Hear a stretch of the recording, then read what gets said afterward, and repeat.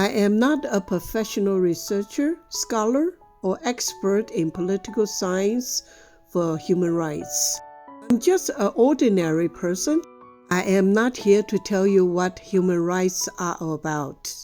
I am here to share some personal experiences as an ordinary person. How I managed to deal with those unpleasant experiences based on Chinese traditional teachings from my childhood.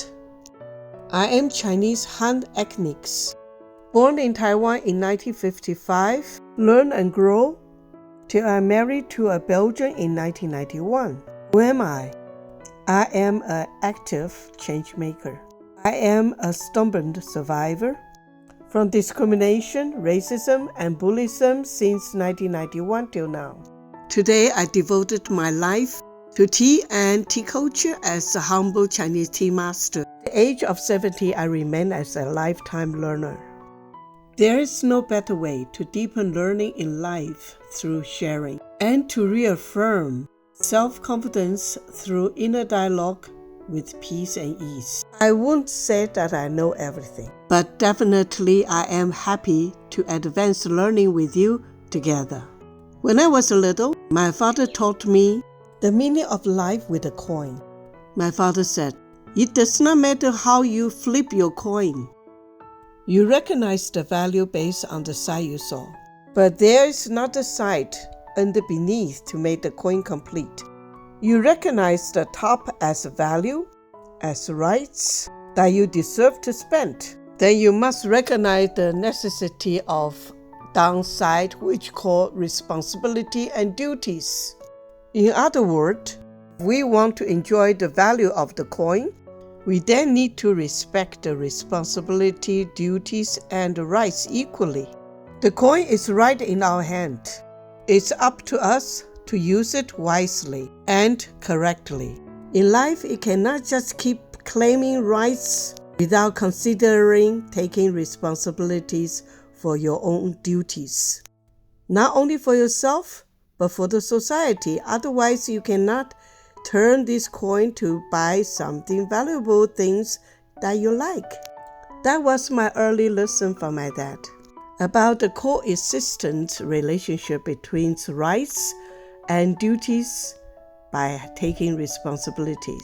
In Belgium, there are 3 official languages, which does not include English. Thus, linguistic fluency means personality or capabilities. Even if you are fluent with one language, but are you aware there are different accents as well? But let's face it, language skills or linguistic fluency are often used to reject a good candidate in the job market. It is not the language skills we learn from the school to make us a good person or not. Willingness to communicate with an open heart is. Before leaving Taiwan, one night I met an American journalist in a gym. He just arrived Taiwan for less than a week. Once we started conversation, he immediately accused Taiwan for human rights issue against Taiwanese aboriginals. I did not follow his conversation. Instead, I then questioned him, how does America treat the Native Americans till today after 200 years? I told him politely, give himself a chance to explore Taiwan before criticize us. Afterward, I accepted his apology and shared my childhood learning, again from my dad, that when pointing one finger toward others, don't forget there are 2 or 3 fingers are toward to yourself. Another journalist I met in Brussels before 2000. When she heard I was born and grew up in Taiwan, she was so excited and tried to have a conversation with me by accusing the one-child policy in China at that time. When I tried to explain the one-child policy only affect the Han ethnics but not the minorities, she immediately turned her back to me. If that the real gender racism should be, I leave this question to you. Soon after migration to Belgium, I learned to accept racism and discriminations are always there, regardless language skills. linguistic fluency, or professional capabilities. In their eyes, I am always a Chinese. Recognizing I cannot change other people's thinking, but what I can do and must do is to enhance my ability and self-confidence by being a better Chinese and a better human being. It is not about pleasing others or hoping others' acceptance will make me happy. It is about how could I have a dialogue with peace with myself and honor my parents by not forgetting their teachings. Promoting good quality tea and sharing Chinese tea wisdom made me a better person and happy self. In business operation, we can plan for change. In real life, unexpected changes often catch us by surprise than the planning. I was forced into chaotic change by losing everything. The unexpectation gave me a chance to realize what not to lose. The teaching from my dad was always about reasonable, doing best as I can. Father had never taught me to surrender or yield to bullyism. Yes, I know I was weak, that I was helpless. I simply refused to give in and to give up. At that time, promoting Chinese tea culture, be a better Chinese, helping others, comforted me greatly and motivated me to keep my back straight, neck straight, live forward without fear.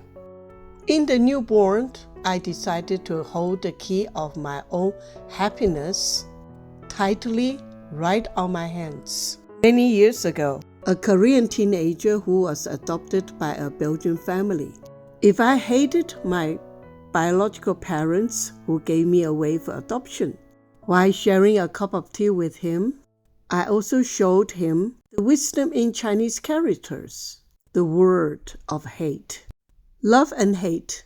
Both words have 4 letters with the contrast energy. The left-hand side means heart. In vertical shape, cut into half also means a lot of pain to endure. The right-hand side used in I Ching means mountains, which implies energy of firm, steadiness, and calm. So writing this Chinese character also reminds us to avoid negative energy that brings pain. What is the purpose for us to gather here today? To claim rights by deepening the negative energy, or embrace the coin that we can create values together. I just returned from an exploration trip in China to have an update exploration truth of ancient tea forest. Here I would like to share with you what I have seen and experienced over there in the last 2.5 weeks. When looking far, there are mountains after mountains.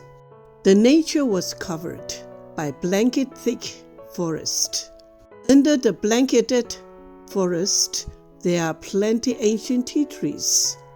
Then Mother Nature provides nutrition and eco-balanced conditions for tea trees to survive and grow. Somehow, under or next to ancient tea trees, there are hard-working people from different ethnies who continue the traditions as their ancestors to take care of tea trees. The nuance is about respect, with the respectful actions to the balance and harmony coexistence with the Mother Nature. They continue to produce good quality tea which is clean, pure, and refined. When enjoying a cup of fine taste from the eco-quality tea, it facilitates the connections and the dialogue with the Mother Nature and inner self. It enlightens the learning of life like a non-stop forward water flow. It does not matter where we came from, how we are divided.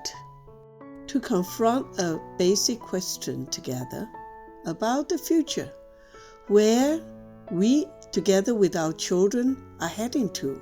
We are here not just talking about what and how to enjoy the individual rights. On the contrary, let's take a plea. What and how to restore the world peace in actions but not empty words. Let's take collective actions. It does not matter how small we are. Together, we can bring the light of humanity, hope to the world based on respects and open hearts to listen to each other. Starting from sharing a cup of tea.